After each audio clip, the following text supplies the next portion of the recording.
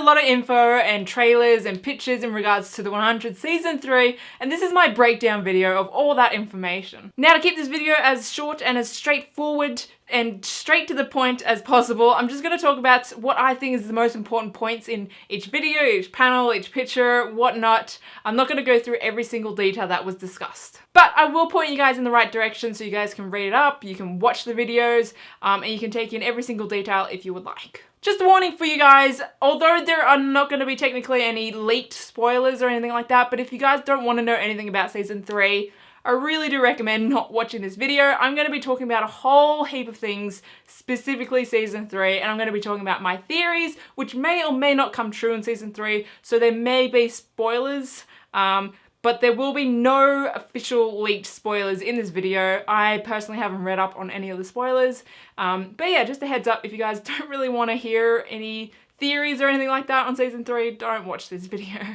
Alright, with that out of the way, let's jump into the most recent bit of information that we have, which was the TCA panel, which happened yesterday. My god. So, unfortunately, there is no live stream or video or anything on this panel, which sucks so much, but I have gathered what I can from articles and from the live tweeting that happened at the panel, and I'm gonna give you guys as much information as I have found out. So the press were shown a brand new trailer, which was apparently very spoilery. I'm guessing because most of the people that were there have probably seen the first 4 episodes, the screeners, but they were tweeting out some quotes from the trailer. So a couple of the quotes from the trailer that was tweeted out, one was from Lexa to Clark, and Lexa saying, "I never meant to turn you into this." Now the next quote that was tweeted out was from Clark to Lexa saying, "You have no honor and I have no choice." My thoughts are those 2 quotes are from Clark and Lexa's first reunion. So I believe, if my theories from my last breakdown video are correct, I believe their first interaction is when Clark is pulling the knife to Lexa's throat. And I think that's when this conversation is happening. So in regards to Clark's quote, "You have no honor and I have no choice," it could go a couple ways. So she could be trying to justify her threatening to kill Lexa, saying, you know, Lexa left Clark there, and so she has no choice but to kill Lexa. Or it could have been misquoted, and it could be, "You have no honor and I had no choice," meaning she had no choice but to kill the mountain men. I don't know. I think it could go either way, honestly. And it makes sense either way, I think. Definitely Clark will have some anger towards Lexa, no doubt. I mean, who wouldn't? Yeah. It's gonna be an explosive reunion for sure, and I cannot wait. So Raven's injury was discussed on the panel as well, and it was mentioned that Raven is gonna have this injury forever, but she's gonna learn that it's not a problem. I personally am super excited for this story of Raven. I'm really excited to see this development, and I'm glad that they're not just pushing this story away, like giving Raven a magical operation that's going to fix her disability and it's just not going to be an issue anymore. I'm really glad that they're actually telling the story. So yeah, that's going to be exciting to see Raven's development through, and this process through her injury. So Jason mentioned at this panel that there's going to be a lot more internal conflict. So he mentioned that in season 1 there was a lot of internal conflict within the 100, then season 2 there was sort of an external conflict that sort of brought the 100 together, I guess, because I had to fight this external enemy, being the mountain men, and he's saying that season 3 is going to go back to an internal conflict within both the Sky People, or the Arkers, and there's also going to be some internal conflict within the Grounders, and there's going to be like a civil war beginning to merge out of these clans, and it's going to be interesting, I think. So hearing that there's definitely going to be internal conflict within the Grounders, it sort of solidifies our thoughts, thinking that the Ice Nation is going to be retaliating in some way. We don't know exactly why at this point. I mean, the Ice Nation has always been against everyone else, I think. But yeah, I'm super excited to see that story. They did also mention the Ice Nation on the panel, saying that it is a brutal clan. And Rowan, who we do know is a new character, I suppose, in the 100 season 3, he is from the Ice Nation. So we do have this confirmed that he's from the Ice Nation. But it's also was discussed on the panel that he and Clark have a lot in common, a lot more than maybe Clark had realized at the start. So that's got a whole heap of questions for me in regards to Rowan, because I think I know I assumed that he was going to be the bad guy. I assumed he was from the Ice Nation because he did have some white markings on his face at a couple points during the trailers. So I'd assume he's from the Ice Nation, and I assume he was a bad guy, but I'm kind of thinking he might not be a bad guy. Maybe he's got some conflict going on. I'm thinking he and Clark team up at some point. I don't know if it's early on in the season where Clark is still angry at Lexa, or if it's later on and Rowan sort of teams up with Lexa and Clark and all that. I'm super excited. I dropped my pen. Yeah, I'm really curious to see how they play Rowan's character and where they're going to take him. So there was a lot of talk about the grounder language. I'm not even going to try and attempt to pronounce that word. I can't pronounce English words. I'm not going to try and pronounce this word. So I'm just going to call it grounder language. We all know what I'm talking about here.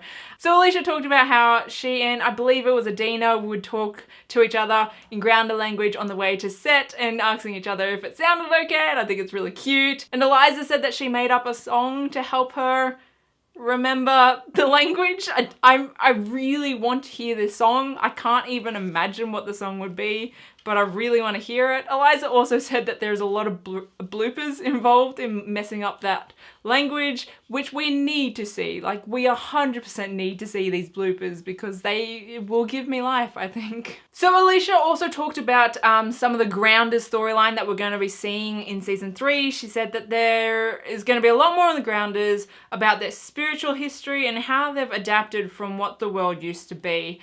I am super excited for this. I remember mentioning, I think at the end of season 2, that as much as I love Alicia and I love the character of Lexa, I love those two, don't get me wrong, but I really wanted Lexa to come back as well for season 3 because it opened up so many story opportunities for the Grounders, which I 100% want to see. I want to learn as much as I can about the Grounders, their political structure, their history, their spiritual connection that they have. I want to know everything about the Grounders because I think they're so interesting, and I'm so excited that we're actually going to be diving into their stories a lot more. I believe it was Jason as well that mentioned that there will be a lot of stories told in Polis, so it is actually confirmed that we will be going to Polis this season. I cannot describe my excitement. Yay! So Jason did talk about this series in general and how he likes to put characters and stories in situations where there's really no right choice that a character can make to get out of this situation. There's no golden ticket out. And yeah, I think I personally love that. Love seeing the struggle and the conflict that goes through these characters to make these choices to survive. It's not like many shows out there today, and I love it. He did definitely mention about the season 2 ending and how there was a bit of conflict, I suppose, in regards to showing all those children dying in Mount Weather. But I'm so glad that they put that in there because that it tugs at your heartstrings, and it's an impossible situation, and I love that they are taking this show there and they want to keep on taking that show there. And lastly, at the panel, they did discuss a whole heap about how they love and how important and how magnificent the show is in regards to gender, sexuality, race, and how Jason said that he doesn't write women characters, he just writes strong characters which just happen to be played by women, which I love. It's just amazing. And I do believe Jason, I don't think it was in the panel, but I believe it was mentioned maybe in an interview, that he definitely wants to make sure people know that Clark is bisexual in season 3. How that's gonna happen, we don't know, we don't have any details, but I'm very excited that they do understand how important representation is, and they are so behind giving that representation. So I'm very happy. All right, that's it from the panel. And now I want to talk about a teaser or promo. I don't know what exactly it was that was released. It was a video released earlier in the week, and it was not released anywhere else except, I believe, iTunes. So if you pre-ordered season 3, then you got the video. I'm obviously not going to be showing the video here. I'm just going to be showing pictures. But yeah, if you want to go watch it, then you can pre-order season 3 on iTunes and you can grab it there. Yeah. So essentially what this video was it's just a promo about season 3. Again, it's another trailer sort of thing, but have interviews with the cast and the creators, and definitely some more new shots, which was really exciting. If you guys have been on Twitter or Tumblr at all, you guys have probably seen pictures or GIFs of these new scenes, but I'm going to quickly go through my thoughts on this. So what I had not realized, which they did mention in this video, is that Murphy has been trapped in this bunker for 3 months. So it's sort of become his prison. And at the start of this video, you can actually see that he leaves this bunker and the first thing that he sees is a drone. So I'm assuming that this drone has helped him get out after 3 months. I'm not entirely sure why the drone would have helped him get out, what the drone wants in return. Yeah, I mean, the drone is what I'm assuming is controlled by Ali, so what does Ali want? Or was it Jaha that convinced Ali to let him out? I don't know. It's this storyline, like Jaha, Murphy, and Ali's storyline, I cannot guess where it's gonna go. I really can't, and I'm really curious to see where it is gonna go. All right, we got some more Rowan. So after listening or seeing the tweets and reading all about this panel and getting some more info on Rowan, I'm definitely more certain about my thoughts on Rowan from this trailer. So I wrote down, Rowan is fighting Ice Nation warriors in this video. So Rowan is actually seen in 2 different ways so far. So fighting Lexa with the white markings on his face, which definitely indicated to me that was in the extended trailer that he was part of the Ice Nation. But he's also shown with mud/brown markings on his face when he is seen going after Clark and in different scenes. I believe I've only seen him with white markings on his face when he's been fighting Lexa. So that sort of, for me, got me questioning about whether his alliance to the Ice Nation is very strong, whether he's sort of gone rogue from the Ice Nation and he's on his own, or maybe he's been a secret agent or something, double bloody, I don't know. I don't know. But I think because he hasn't always been seen in Ice Nation gear and Ice Nation war paint, that he might not be entirely loyal to the Ice Nation. So the next shot we have of Rowan is actually, he's got Bellamy pinned down and Bellamy is dressed up in Ice Nation gear. So we know Bellamy does dress up in Ice Nation gear at some point. We don't really know why, but I'm assuming because Bellamy isn't dead and he's just pinned down, that Rowan is sort of, I don't know, interrogating him. I don't know, so many questions, but yeah, I do think Rowan and Clark get together at some point and are friendly at some point. I don't know for what reason. I don't know how long that lasts. Yeah. So we know that, we now know that the Sky People, or the Arkers, are the ones in control of the vehicles. We know this for a couple reasons. One, there is a shot of Camp Jaha, and in this shot there is actually some tire marks that go in and out of Camp Jaha. So I'm assuming that's, you know, friendly tire marks. They wouldn't be so worn down and looking so peaceful as if it wasn't friendly. There is other shots of the, I believe it's like Raven and the other 100 kids actually standing next to a vehicle. So yeah, I think it's safe to assume at this point that they're the ones that have control of the vehicle, and they've probably found it from Mount Weather, as a lot of people have pointed out in my last breakdown video that the vehicles probably came from Mount Weather. Where the fuel came from and all that, who knows? Also curious as to why we didn't have vehicles in season 2 if the Mountain Men had control of vehicles. I don't understand why they didn't make use of them, but okay. So we have this really cute, really small clip of Lexa fighting with a kid. And I believe it's a clip of Lexa training a kid at Polis, because the clip, she hasn't got a weapon, it's just a stick. They're just using sticks to fight. So it's obviously not threatening situation, and she doesn't have any war paint on, so she's not out at war with anyone, and it seems like a very relaxed situation. So definitely think that this is placed in Polis and she is training kids, which I think is the cutest thing in the world, and I'm so excited.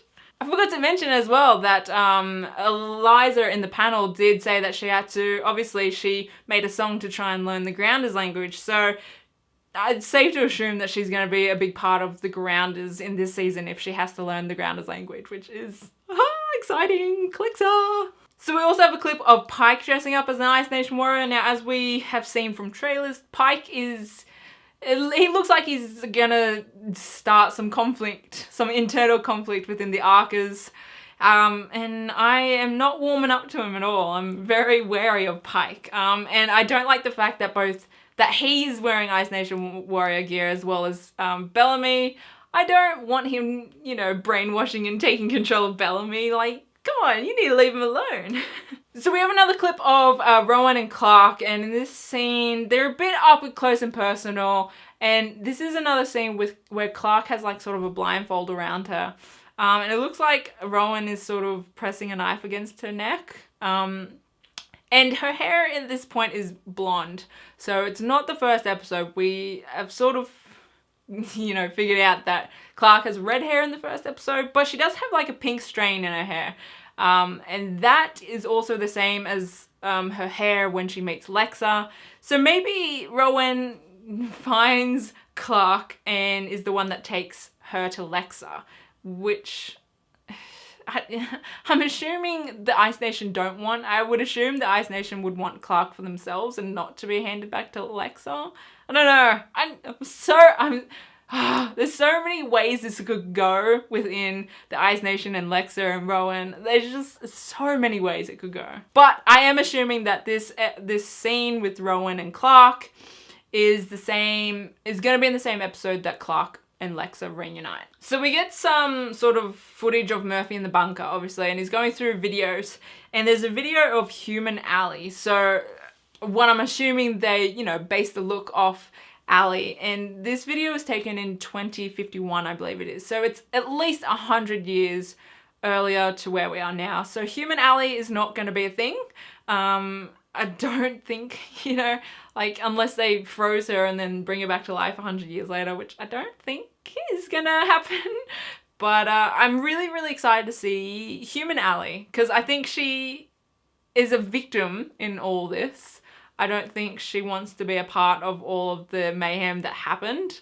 But then, AI Alley is not so innocent, obviously. So I made a note here, because like I said, when we see Rowan with white markings on, he's just got sort of, like Lexa and like everyone else, they just have patches of black with the Wood Clan. That's their war markings. But with Rowan, he's got patches of white around his face, which was what I'm assuming is his war paint for the Ice Nation. But then there are other scenes where we see what I'm assuming are Ice Nation warriors, but their whole face is covered in white, and they've got like these really dark black eyes, and they've got dark fingernails. I'd assume at some point they look very demonized, very zombie-like. And I think that these are two different alliances, I guess you could say. Maybe these white-faced, black eyes, black fingernails, they're the dark side to the Ice Nation, sort of a new direction which the Ice Nation is going, and maybe Rowan doesn't follow that path, and that's when he strays off to go on his own. I don't know, there's definitely like a line, a difference between Rowan's markings, his white markings, which are just stripes or whatever, and just whole face covered white with black eyes and stuff like that. There's definitely a difference between those two, I think. There's this shot of Lexa that has been circling around Tumblr and Twitter because she looks great. Of course she does. But It's really like, I haven't, it's making me feel weird every time I watch it, because as good as Lexa slash Alicia looks in this shot, I feel like the shot is being put in reverse. I don't know if they've put the shot in reverse just for the trailer, so, you know, as a cinematic thing, she's looking towards the camera. In the trailer, it looks more dramatic, stuff like that. And then in the actual show, it'll be the right way. Or if it's in reverse in the actual episode as well, that could signify something. I don't know why it would be in reverse in the actual episode. And I could be wrong about this shot being in reverse. It just, when I was going back and forth on this shot, when I first watched it, I thought it was either in slow motion or in reverse, because just her movements don't really match up to normal human movements, even though it's really slight. Like, it's a perfect clip to put it in reverse because there's not that much significant movement. But if you just sort of go through it slow motion or you go through it backwards, the way her eyes move don't really match up to the way her head moves towards the camera. Like, she starts moving her head before her eyes move, which isn't usually what happens. And when you go in reverse, her eyes move before her head moves, which is usually what happens. Also, her hair, I feel like it would get caught more if it was normal. Like, yeah, I feel like her hair would sort of bunch up a bit more if it wasn't in reverse. I don't know. So I don't know why this shot is in reverse, if it is in reverse, but it really confused me. And I'm wondering if this was just purely done for the trailer, if it was done, or if it's gonna be done in the episode as well. Yeah. Yeah. Now, last of all, in this trailer slash teaser slash video is at the very last bit, there is an eyeball with a timer in it, some red numbers that time down from 3 to 1. What it is, I have no freaking clue. I'm assuming it's Allie's eye, right? Because whose else eye would it be? I don't, like, because maybe Allie, she has like a robotic self as opposed, like, as well as an AI self. I don't know, maybe she makes herself the bomb. Why? I don't know. I don't know what her plan, what she wants to accomplish, but the timer is really freaking me out. I hate timers. They're just never good. So yeah, I don't know what to make of it. There's no like clues or anything that could like hint to what the hell this is about or who it is. Yeah, but it's freaky as all hell. So we got like a sneak peek of the first episode, and we got to see a bit of who Shawn Mendes' character is going to be like, and a little bit of scene from that episode and with him. I'm really excited about it. Yeah, he gets to sing. I originally thought he was going to be a part of the Grounders, which I was really excited for, but he's a part of the Sky people, I should say, and yeah, it's still cool that we get to hear him sing and stuff like that in the episode. I'm really excited to see music being brought into the episode and like characters actually having music, because it's very rare. And it's always a big deal when there's music in the show. So also in this episode, we have Abby and Raven arguing about an operation that Raven could have. I don't know what the operation is about. And going back to the panel, knowing that Raven's injuries are going to be there forever. Maybe it's an operation to maybe get rid of the disability, but maybe Raven doesn't want that, or maybe the operation doesn't work, because we do see Raven in quite a lot of pain being pushed back onto some bit of metal in the extended trailer. So maybe, I don't know. I just hate seeing Raven in pain, and she doesn't want this operation, but Abby wants her to. But I don't think, there is also obviously a shot of Raven being thrown back. Raven and I'm assuming Wick maybe, being thrown back from an explosion. I don't think the operation is in regards to that explosion, because this is the first episode. This is a sneak peek of the first episode, and if she was involved in an explosion before this, in that episode, I think she'd have a lot more bruising and scars and injuries on her. So yeah, I don't know. Yeah. They also seem to be collecting what they can from Mount Weather. So my thoughts that Mount Weather is still going to be playing a part in this season seem to be correct so far. But obviously that explosion that happens that I was talking about with Raven, that explosion happens in Mount Weather. So maybe that explosion happens earlier on in the season, and they get what they can from Mount Weather, and then an accident happens and Mount Weather goes boom. So yeah, Mount Weather I'm assuming is going to be playing a part in maybe the first few episodes or so. And then something's going to happen which causes Mount Weather to go boom, and there's no more resources that they can take from there. Alright, so that's what I got from that sneak peek from the Shawn Mendes clip. Now, the last thing that I want to talk about, this has been a long video, I know. Last thing I want to talk about is this tweet that Jason tweeted out. Oh, Jason is a tease. He's a tweeze. Yeah, okay. So it's this picture here that he tweeted out, and it's a flaming 13.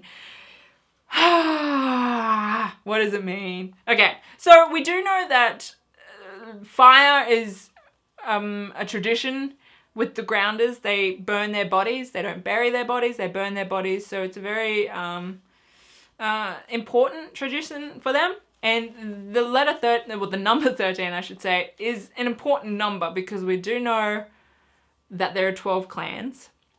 And my theories have been that the Sky people will be making up a 13th clan in this coalition in season 3, because we have seen there were 13 seats on the stage where there was Lexa and Rowan fighting.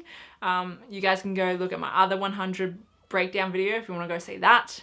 And so yeah, I think there is definitely, I think this burning of the 13 is maybe the maybe it's like an initiation ceremony to bring the 13th clan into the coalition. Yeah, that's what I'm thinking anyway. So that's my thoughts on the news and videos and tweets and stuff that we have gotten this past week for the 100. This has been a long video, my god. I would really, really love to hear your thoughts, discussions, theories, analysis, everything on what I've been talking about, maybe some other things that have popped up that I've missed. I really want to hear your thoughts on it. I want to have a discussion with you guys on it because my last 100 video, you guys had so many thoughts and theories, and I loved it. There was so many comments on my last one, and you guys were just, you were interacting with me and talking to me as well as other people, and it was so awesome to see different theories and stuff come up. So I would love to hear from you guys what you think maybe you agree with, what you might disagree with, some other things completely out of the blue. I want to hear them. But as always, be respectful of one another. This isn't a place for hate or to put down anyone. Everyone has a valid opinion. Just as long as it's not to put down someone else. Alright, I'm gonna go. I hope you guys enjoyed the video. I will be making more 100 videos as I get more information, and when the season does start, I will be doing videos on the episodes as they're released as well. But until then, I will see you guys in my next video. Alright, bye!